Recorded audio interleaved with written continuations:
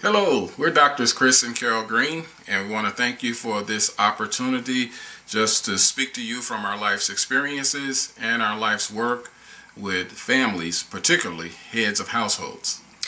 In the 5-minute video titled Black Fathers Matter, posted on PragerU.com, Larry Elder begins by quoting from his interview of Kwesi Mufumi, who was head of the NAACP at the time. He asked Mr. Mufumi which posed the greatest threat to the black community, the presence of white racism or the absence of black fathers. And without hesitation, Mr. Mufumi answered, the absence of fathers, not racism. Mr. Elders made the following observations. Former President Barack Obama said, "We all know the statistics that children who grew up without a father are 5 times more likely to live in poverty and commit crime, 9 times more likely to drop out of school, and 20 times more likely to end up in prison." The Journal of Research on Adolescence confirms that even after controlling for varying levels of household income, kids in father-absent homes are more likely to end up in jail. Kids who never had a father in the house are most likely to wind up behind bars. According to rates of unwed motherhood, in 1960, 5% of children entered the world without a father and mother together. In 1980, it became 18%. In the year 2000, 33%. And in 2015, 41%. Economist Walter Williams stated that according to census data from 1890 to 1940, a black child was more likely to grow up with both parents than a white child. Something else was needed to break the bonds of the black family and keep a people group from growing together and growing stronger and independent and resourceful. That was Pharaoh's fear with his Hebrew slaves in Egypt. Let's look at some important statistics that show how quickly traditional family structures have changed throughout America. For blacks, unwed births have gone from 25% in 1965 to 73% in 2015. For whites, unwed births have gone from 5% in 1965 to 25% in 2015. And for Hispanics, unwed births have gone from 24% in 1980 to 53% in 2015. What happened to fathers? The answer is found in a basic law of economics. If you subsidize undesirable behavior, you will get more undesirable behavior.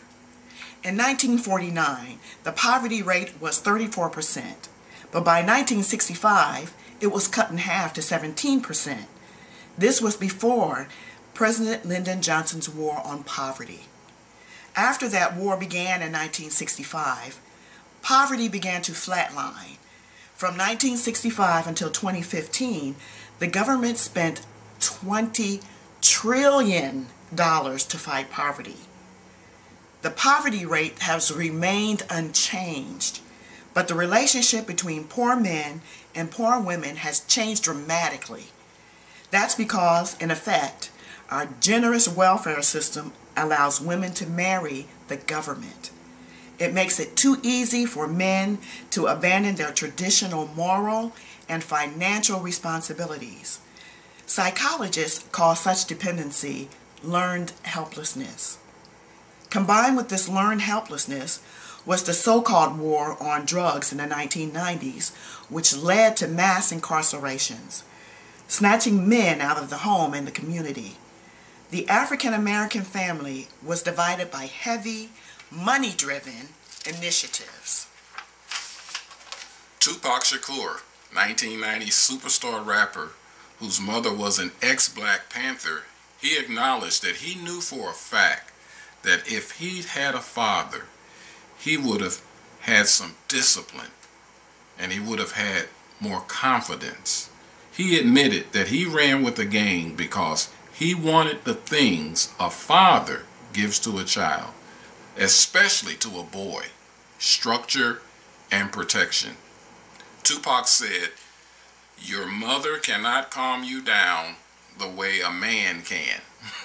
You need a man to teach you how to be a man."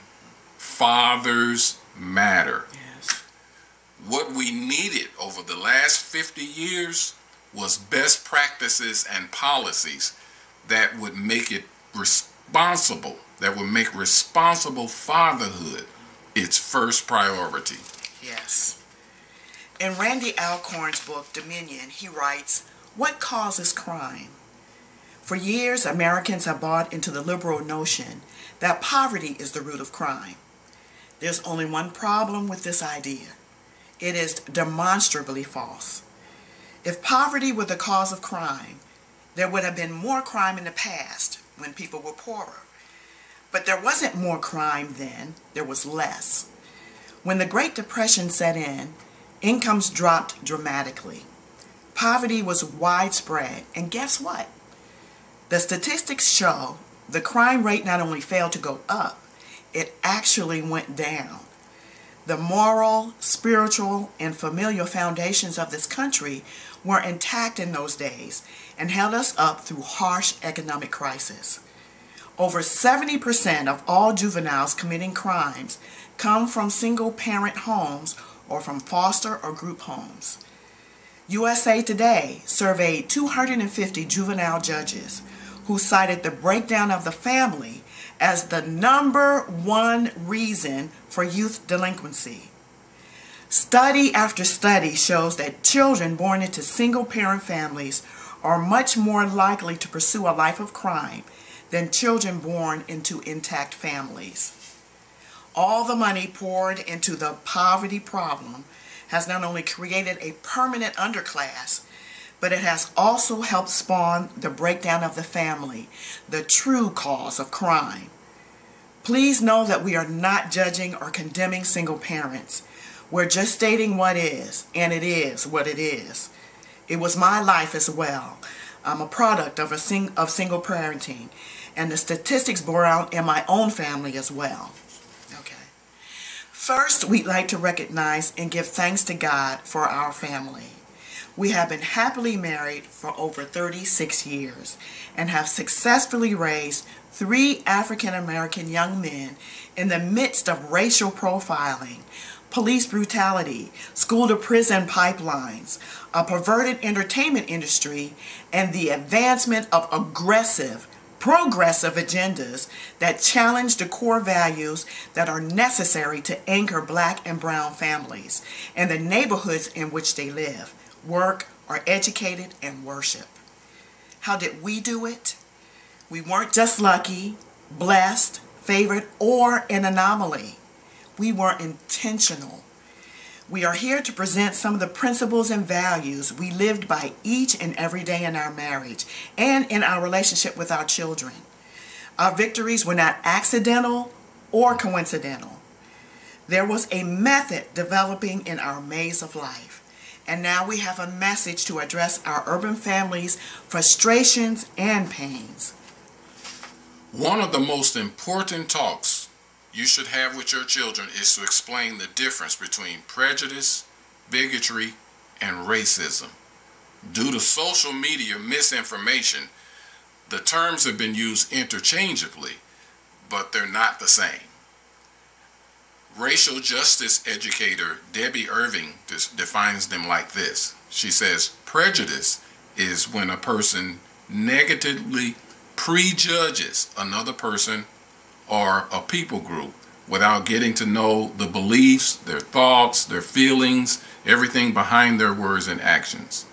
A person of any racial group can be prejudiced toward a person of another racial group. There is no power dynamic involved in that. Bigotry is stronger. It's stronger than prejudice. It's more severe. It's a mindset that's often accompanied by discriminatory behavior. This is where you know the beliefs, the thoughts, and the feelings of another group or a person, but you still act against them. It is arrogant and mean-spirited, but it still requires neither a system nor any power to engage in it. Now, racism is different. It involves power. Racism is the system that allows the dominant racial group that's already in power to retain that power.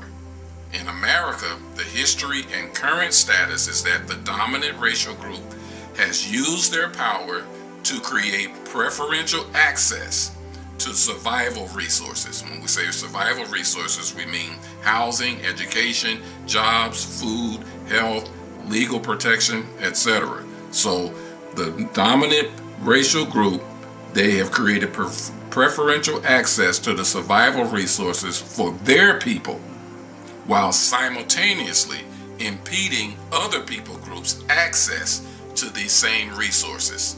That's why racism is a power system. Now, though we hear the term reverse racism, it's something you hear all the time. It's actually impossible for the minority group to implement reverse racism. The only way that could happen is if they have overthrown the current racist system. However, anybody, any minority can be prejudiced, and they can respond in bigotry, because that requires no power. But minorities cannot be racist. They don't have the power or overthrow or do anything or to impede or keep the dominant group from having access to survival resources. Wow. But on another note, it made me think about what true reverse racism is, and that is if someone of the dominant group uses the system to impede someone of their same group. Yeah, in other words, if somebody white in America uses the system to keep somebody else who's white from having access, then that's what is true reverse racism. So we must teach our children about the kingdom of God. This is the only governance or the system of love, unity, equality, and acceptance. And that's why it's so important that black, brown, white, no matter, all believers allow the Spirit of God to reveal the hidden prejudices and the bigotry within their own hearts. And we must say this, being very honest, we're asking all white believers, you must become open to see how or if you are benefiting from or participating in the advancement of racism. In our coaching and equipping, we offer different strategies and solutions that not only give practical advice, but also exposes what we call spiritual influences that have devastated the family. We have been teaching heads of households in particular how to implement a biblical strategy from Nehemiah, the 4th chapter, that rebuilds the gates and walls of hearts and homes. We provide immediate action steps so every person can begin to move forward in their own family's restoration. So where do we go from here? We're here to do more than just point out the problems. We want to offer answers, solutions, and strategies that can be implemented immediately, starting in our own hearts and within our own households.